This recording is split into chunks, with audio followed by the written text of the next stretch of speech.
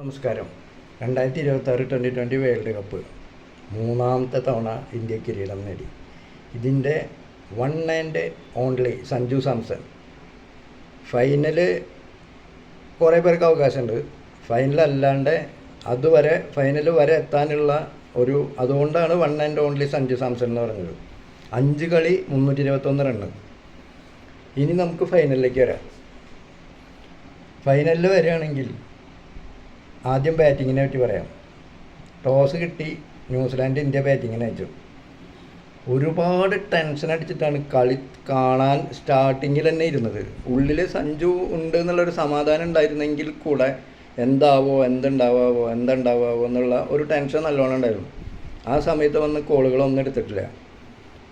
അങ്ങനെ ആ കളി തുടങ്ങി.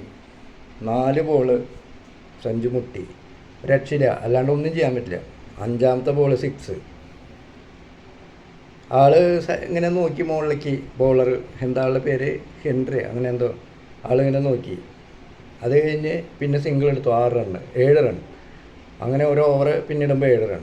പിന്നെ അഭിഷേക് ശർമ്മ 18 ബോളിൽ 50 റൺ 52 റൺ. കിഡു എന്ന് പറഞ്ഞ കിഡു ബാറ്റിങ്. ഇതുവരെ കളിക്കാത്തതെല്ലാം ആ ഒറ്റ ഇന്നിങ്സിലൂടെ തിരിച്ചു വന്നു. മൂന്നാമതായിട്ട് പറയുകയാണെങ്കിൽ ഇഷാൻ കിഷൻ. അഭിഷേക് ശർമ്മ പോയതിനു ശേഷം കിഷൻ വന്ന് ബാറ്റിങ് തുടങ്ങി. 25 ബോളിൽ നിന്ന് 54 റണ്ണ്. Kid batting. അതാണ് പറഞ്ഞത് ബാറ്റിംഗ് ലൈനപ്പ്. ഇനി എടുത്ത് പറയാനുള്ളത് പാണ്ഡെ കുഴപ്പമില്ല, എന്നാലും ശിവം ദുബെ ആ ഒരു ഇന്നിങ്സ് ഭയങ്കര ഒരു ഇന്നിങ്സായിരുന്നു. കാരണം ഒന്ന് ആലോചിച്ച് നോക്കിയറിയാം. 26 റണ്ണ്. സംഭവം 200-ന് മീതെ കയറി. സഞ്ജു പോകുമ്പോൾ 203 റണ്ണായിരുന്നു. അത് കഴിഞ്ഞ് ചടുപിടുന്ന തന്നെ വിക്കറ്റുകൾ പോയി. ദുബെ വന്നു. ദുബയുടെ അവസാന ഓവർ.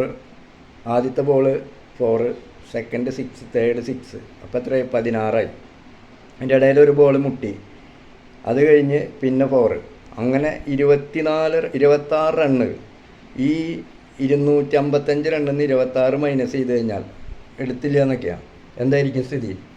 കൂടുതൽ കോൺഫിഡൻസ് അവർക്ക് കിട്ടാൻ ചാൻസ് ഉണ്ട്.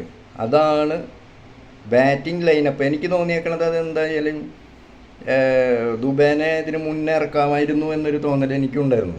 ആ സമയത്ത് എനിക്ക് തോന്നിപ്പോയിട്ടാണ്. അത് എൻ്റെ മാത്രം തോന്നലായിരിക്കാം. അപ്പോൾ ഇത്തിരി കൂടി സ്കോർ കയറിയാനെ. സംഭവം 270 എത്താവുന്ന സ്കോർ ഉണ്ടായിരുന്നു. അതിൻ്റെ ഇടയിൽ ഇപ്പോൾ എല്ലാ ഓവറും നമുക്ക് അങ്ങനെ കളിക്കാൻ പറ്റില്ല. എന്നാലും അടിപൊളി റൺ തന്നെയാണ് 255 റണ്ണ് എന്ന് പറയുന്നത്. അതിൽ സഞ്ജു സാംസൻ്റെ 89 റണ്ണ് വിലപ്പെട്ട റണ്ണാണ്. 46 ബോളിൽ നിന്ന് എല്ലാ ബോളേഴ്സിനെയും ഒരുവിധം അടിച്ചിട്ടുണ്ട്. 10-13 റണ്ണിൻ്റെ റൺ റേറ്റിൽ കൂടെയാണ് കയറി. എപ്പോഴും ഒരു 12 വെച്ചിട്ട് റൺ റേറ്റ് പോയിട്ടുണ്ട്. ഇനി ബൗളിങ്ങിലേക്ക് വരാം. ബൗളിങ്ങിൽ വരികയാണെങ്കിൽ ആദ്യം ഞാൻ പറയാം ബൂംറ. ജസ്പ്രീത് ബൂംറ ബൂംറനെ ഒന്നുകൂടി തെളിയിച്ചു. 4 വിക്കറ്റ്. കിഡ് ബോളിങ്, ഒരു രക്ഷയില്ല. 15 റണ്ണ് 4 ഓവറിൽ 4 വിക്കറ്റ്. എന്താണ് പറയേണ്ടത്? ഒരു ഹാട്രിക്ക് കിട്ടേണ്ടതായിരുന്നു. പക്ഷേ കിഡു എന്ന് പറഞ്ഞാൽ കിഡു ബോളിങ്. പിന്നെ അക്സർ പട്ടേലിൻ്റെ നിർണായക 2 വിക്കറ്റുകൾ എടുത്തു. അത് ഭയങ്കര നല്ല അടിപൊളി ബോളായി അത്. അപ്പോൾ 3 വിക്കറ്റ്. അങ്ങനെ അത് കഴിഞ്ഞിട്ട് പിന്നെ പാണ്ഡ്യ എടുത്തു. പിന്നെ ദുബയ്ക്ക് എന്തോ ഇത്തവണ ബോളിങ് കൊടുത്തില്ല. അത് നല്ല കാര്യമായിട്ടാണ് എനിക്ക് തോന്നിയത്. വരുൺ ചക്രവർത്തി പതിവ് പോലെ വരുൺ ചക്രവർത്തിനെ അടിച്ചു പതിവ് പോലെ. വിക്കറ്റ് എടുത്തു. എന്നിരുന്നാലും നമുക്കൊരു സാറ്റിസ്ഫാക്ഷൻ വന്നിട്ടുണ്ടായിരുന്നില്ല, ഉള്ള സത്യം പറയാലോ. എന്നാലും കുഴപ്പമില്ല, ബോളിങ് അടിപൊളിയായി. ഇത്തവണത്തെ ബോളിങ് ഇതുവരെ പറഞ്ഞത് എല്ലാം മാച്ചു എന്ന് വേണമെങ്കിൽ പറയാം. മാച്ചിട്ടില്ല. ചില സിറ്റുവേഷനിലാണ്. ആ ഫൈനലിൽ വേണ്ട സമയത്ത് അവർ കളിച്ചു, നന്നായിട്ട് ബോൾ ചെയ്തു. പക്ഷേ എനിക്ക് അതിലൊരു വിഷമമുണ്ടായത് ഹർഷദീപ് സിംഗ് എന്തുകൊണ്ടാണ് അദ്ദേഹം അങ്ങനെ കാണിച്ചതെന്ന് ചോദിച്ചാൽ എനിക്കറിയില്ല. അത് ഇത്തിരി മോശമായിട്ട് എനിക്ക് തോന്നിപ്പോയി. എന്താണ് നിങ്ങളുടെ അഭിപ്രായം? പ്രത്യേകിച്ച് നമ്മളൊരു സ്പിരിറ്റിലെടുക്കുമ്പോൾ സംഭവം നമുക്ക് ആ സമയത്ത് ടെൻഷൻ വരും, ഇല്ല എന്നല്ല പറയണത്. എന്നിരുന്നാലും ഒരു പ്ലെയർക്ക് പറ്റിയിട്ടുള്ള ഒരു സംഭവമല്ല മൂപ്പര് കാണിച്ചത്. കാരണം ബോൾ കിട്ടിയിട്ട് വേണച്ചിട്ടായിരിക്കില്ല. എന്തായാലും ആ സിറ്റുവേഷൻ ഇത്തിരി മോശമായിട്ട് എനിക്ക് തോന്നി. ആൾക്ക് അതിനുള്ള പണിഷ്മെൻറ്റ് കിട്ടാൻ ചാൻസ് ഉണ്ട്. അത് അദ്ദേഹം വലിയൊരു നല്ലൊരു കളിക്കാരനുമാണ്, അതും പറയാലോ. അപ്പോൾ അങ്ങനെ ഇത്തവണ കിടു സഞ്ജു സാംസൺ 5 കളിയിൽ നിന്ന് 321 റണ്ണ്.